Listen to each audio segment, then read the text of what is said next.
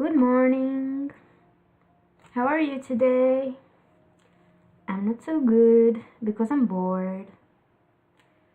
I'm bored because I'm a bit of a workaholic, but there is no work because we're on holiday.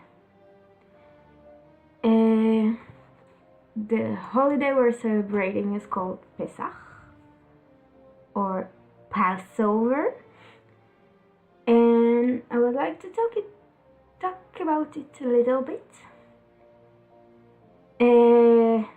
It's of course a cultural Marxist holiday or a globalist holiday for people who write their names like this.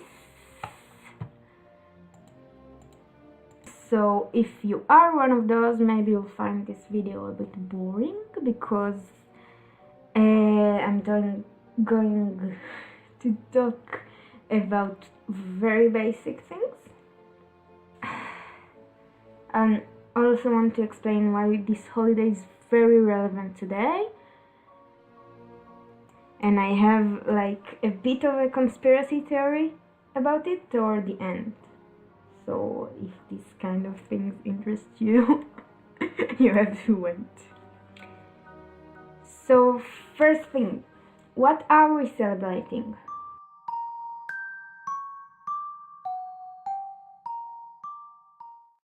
We are celebrating escaping from slavery.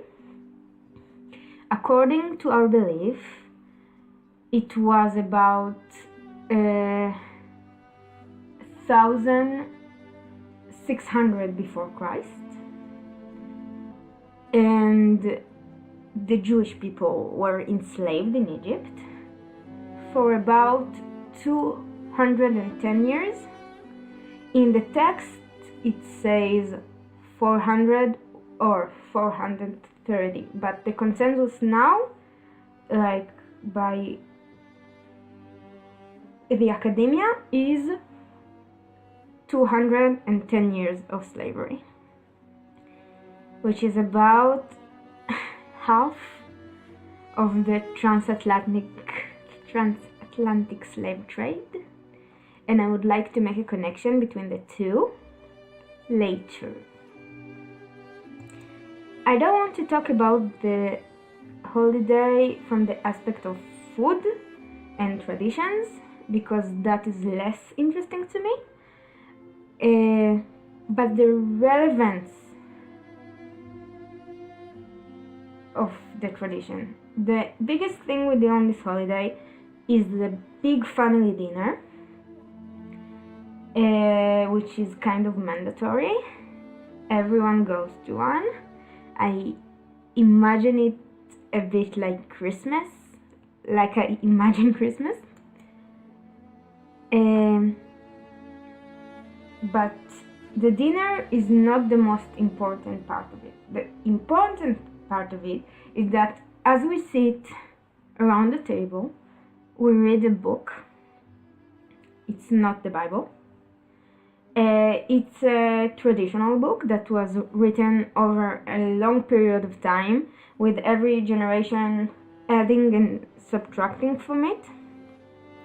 And it has some to do about escaping Egypt. The story of how we escape Egypt is similar to the DreamWorks movie, so it's not 100% accurate, but I recommend it if you want to know like the idea of it.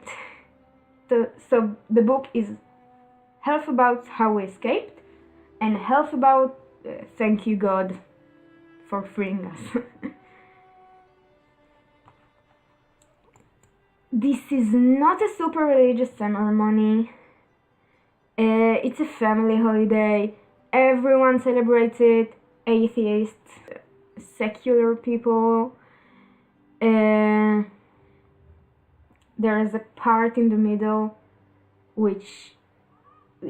of the book which the dinner come in, and then we keep reading the book. So in very secular families, they stop with the food and they don't have the energy to go on. And also because the book was edited so many times, some people feel fine with adding things to it, editing it. There is a feminist version. There is a part where we ask from God to be angry and punish all the goys, the non-Jewish people. Some people don't read that. The most important part of it, and now I'm trying to translating a phrase, in every generation a person must see themselves as if they escaped Egypt. This is the most important part of the entire holiday. I don't know if it's a consensus, but it is for me.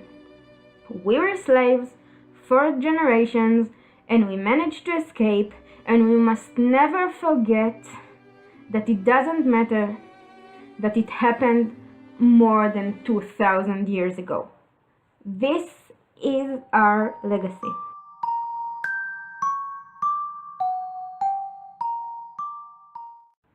So a side note about the Jewish Bible. It resembles what the Christian people call the Old Testimony, but there are some books in it that are different. And you could divide our Bible, the Tanakh, to two parts. One is more mystical.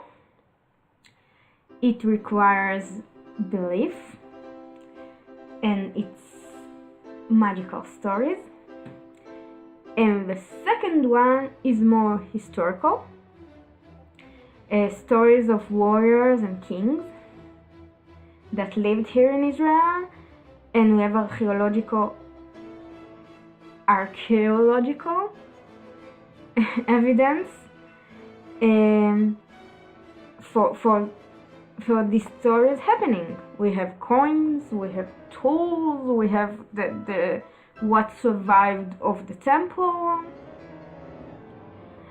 and there is like magical elements to it, but the core stories are real.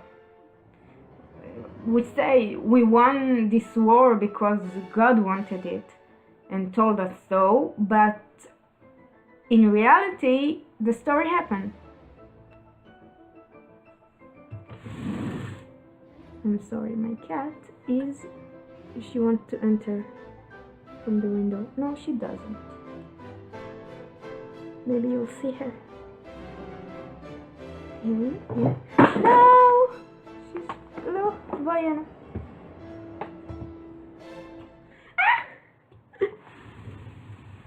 I will cut this part out, I think. Oh, fine.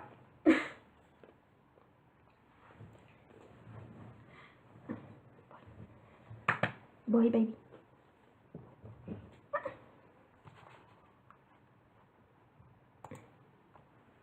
Can you see her? Wait. Say hello. Yeah.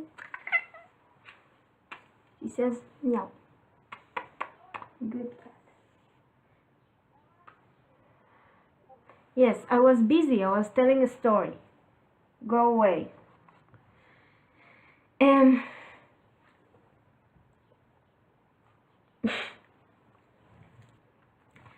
So the book of Shmot, or Exodus,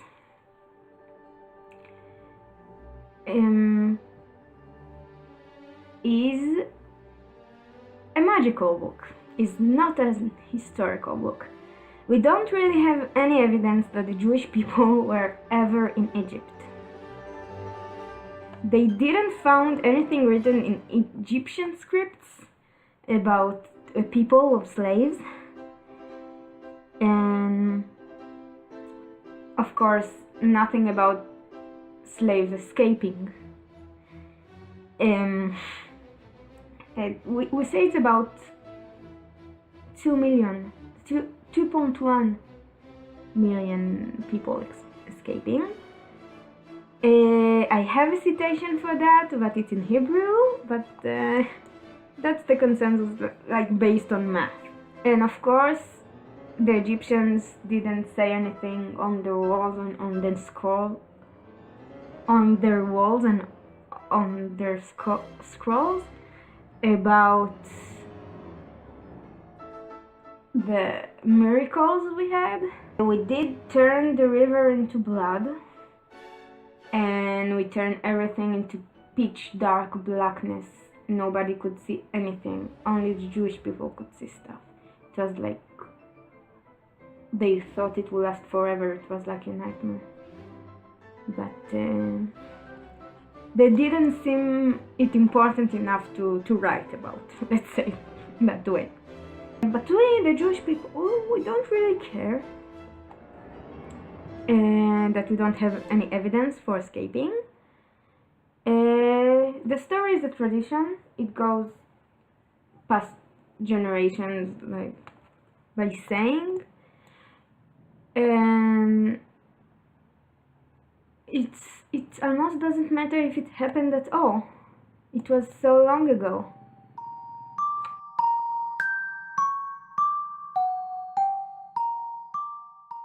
That was Passover, and I want to make a connection between that and the more recent Jewish plight, the Holocaust. You know this. During World War II, Germany was a part of the war. Along with fighting with Europe, they also wanted to kill everyone they didn't like, which is Jewish people, people with disabilities, gay people. They wanted to hurt black people, but there weren't so many black people at the time in Germany, so I don't know how many got hurt. And Romani people. And the Jewish people genocide was different from other genocides, because it didn't make any sense. Like with the transatlantic slave trade, you could say that people did horrible things to black people, monstrous things, but you know why. They wanted to build, they wanted labor for their fields, they wanted progress, they wanted to rape people. But the Germans, they built camps, they build buildings, they build railroads.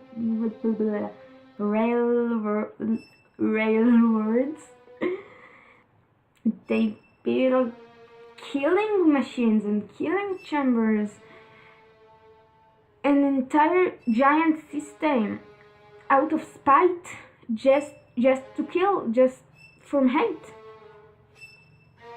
And some would argue that if they didn't focus so much resources on moving us, the Jewish people around, and set camps and guard those camps with soldiers and weapons and ammunition, then they didn't use elsewhere.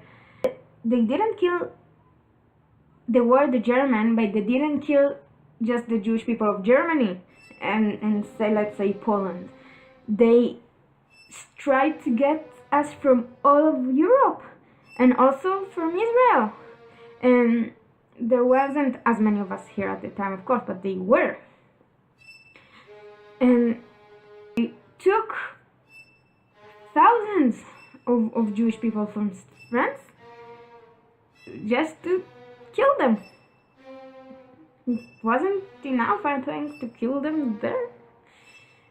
This is the height of human hate. And some people would argue that if Germany wouldn't give so much attention and resources to killing us, maybe they wouldn't lose the war. If they just waited to win before coming for us. You can't know it, but it's a theory.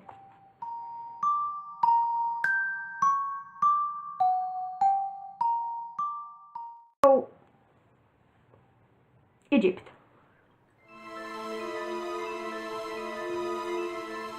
The Great Escape from Egypt happened not because we were slaves there, but because we were for 200 years and nothing happened. But the story starts, the story in Exodus, chapter 2 till chapter Tetvav, which is,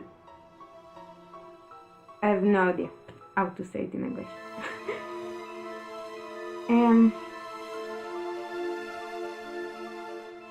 Maybe 15, I'm not sure. Anyway, the story happened when the advisors to the king, to the pharaoh, came to him and told him that there are many Hebrew people that are slaves in his country. And if there would be a war from outside,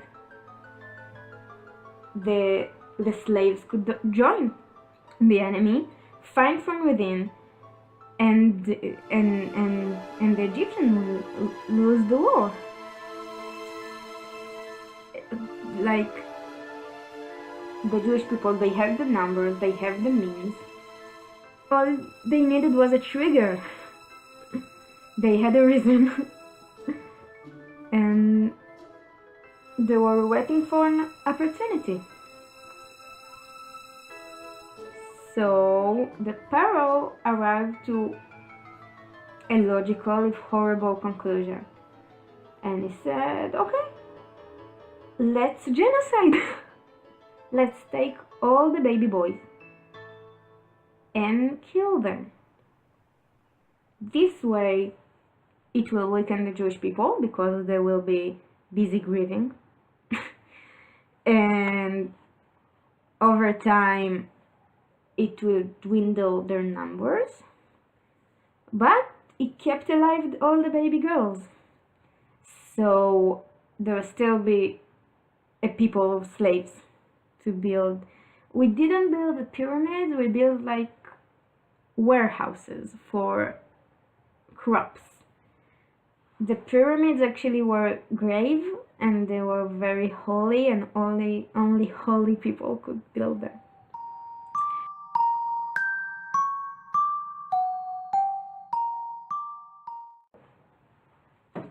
My great-grandfather that lived in Tunisia at the time was cast to a work camp because France, most of France was under Germany, and Tunisia was a colony of France at the time, so the Nazis arrived there as well. And my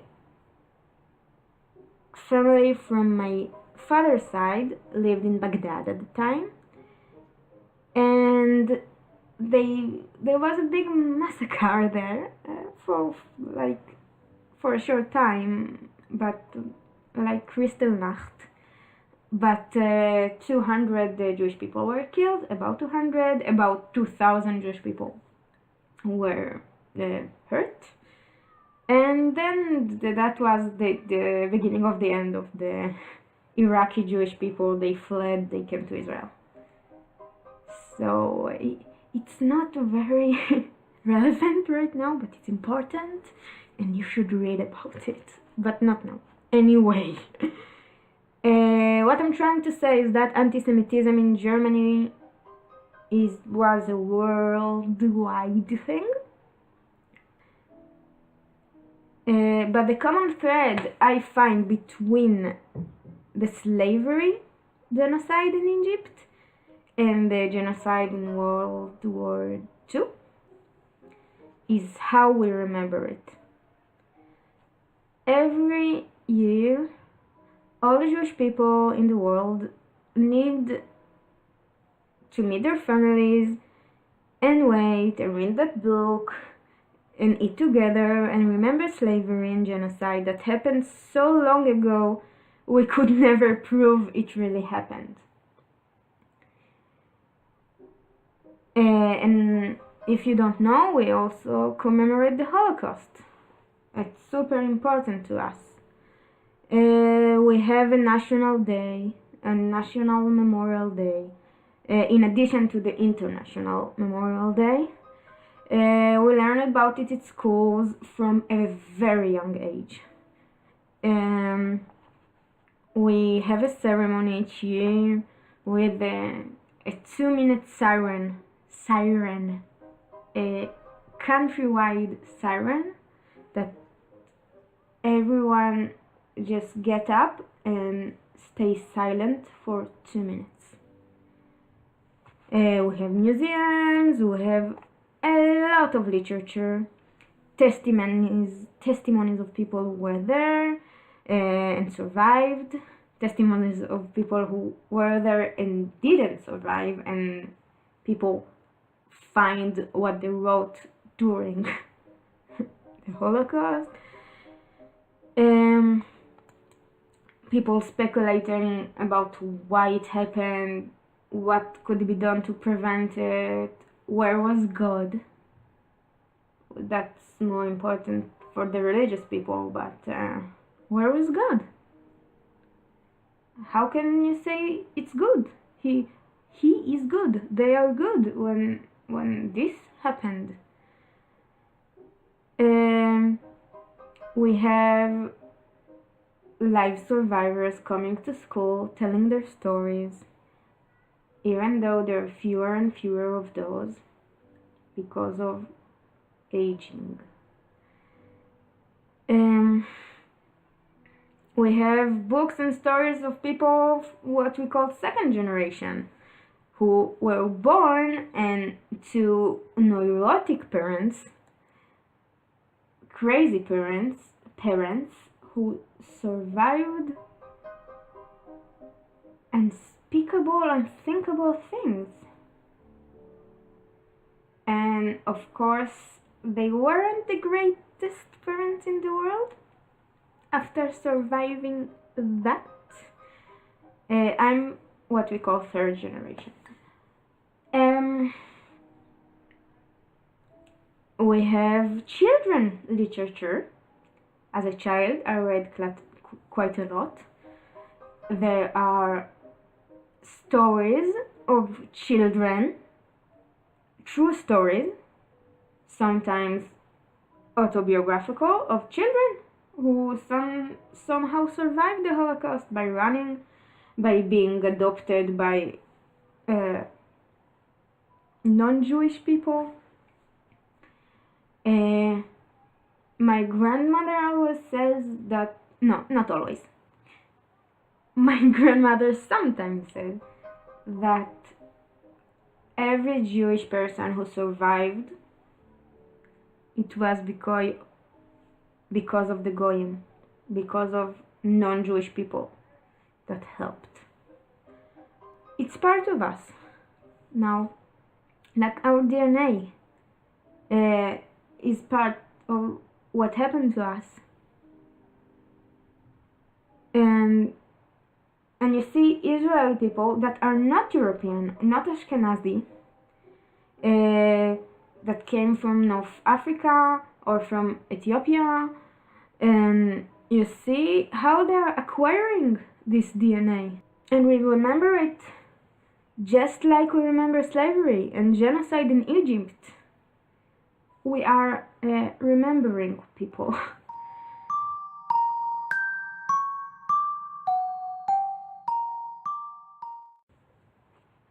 That was me talking about things I know. And now I want to talk about things I don't know.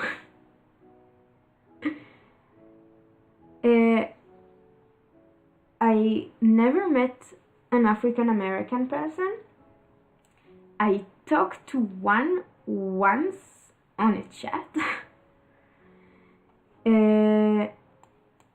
I know all the black people I know are Israeli, Jewish people from Ethiopia, or from Ethiopian descent. Ethiopia, of course, is the only South African country that wasn't colonized. And so those people, they don't have the baggage from the transatlantic slave trade. They weren't slaves, they weren't kidnapped, nobody took the babies from their mothers, nobody mixed them up so they wouldn't have a language and made them work in rubber trees field where they survived only 6 months because everything's made like burnt tires and all those horrible things that I read about and learned about in university about slaves in America. I won't say we don't have racism toward black people. This would be a lie. But it's not slavery with racism. When you go to France, to Paris, you can see on a lot of buildings a plaque with something along the lines of this building used to be a school from which 80 Jewish children were taken and given to the Nazis. They died in this camp around this time. And a list of the names of the dead, if there isn't. And you see that plaque in a lot of places. I think every place from which people were taken. They have museums, and in Germany, I was never in Germany, but I hear it's the same. From my grandmother and from other people who visited there, and they say the Germans want to repent. It doesn't matter why right now, but they want to. They have a museum, and nobody is acting like this atrocity never happened. We remember it as victims. They remember it as the murderers or people who just let it happen. And from this point of acknowledgement, we can heal.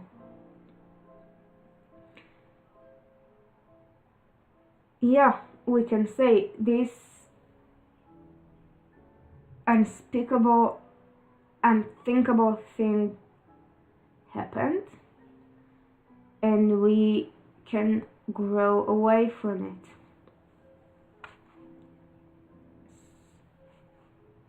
So, as I said earlier, even though the slave trade and slavery in America and the Holocaust happened for very different reasons, they have some things in common. The Holocaust, which was horrible genocide for us, the World War II lasted only 4 years. That's it. 4 years. It's insane to think about it. It changed everything. Everything. But American slavery, if I remember it right, the slave trade was 400 years long, and the slavery itself was about 200 years long. I could check that. I will write it maybe. But the point is generations of slaves, of people who were born in slavery and died young most of the time in slavery. And that's why what was their whole life like if the Holocaust would last an entire lifetime. And it's absurd that the African American people don't have a national remembrance day. They don't have a plaque on every building saying this building was built by slaves. Here are their names. And once Michelle Obama made a speech about how moving it was to her to live in the White House, which slaves built. And then the right-wing television in America said that she was wrong to say that because slavers were working on the building site as well, not only the slaves, and it's not okay to acknowledge only the black people. And no one can heal like that. No one can live their life knowing what happened to their grandmother or to her parents, and still assimilate into the society of the descendants of the aggressors. And I'm totally ignoring the fact that they suffer from racism to this day, because that's not the point, but it's also true. But what I'm saying is the Jewish knowledge is for every generation, for 1,000 of years, we have to look at ourselves as if we came out of Egypt and escaped. And we are not allowed to forget that. That's one of the bases of our religion, and I recommend it. And that's it. Thank you.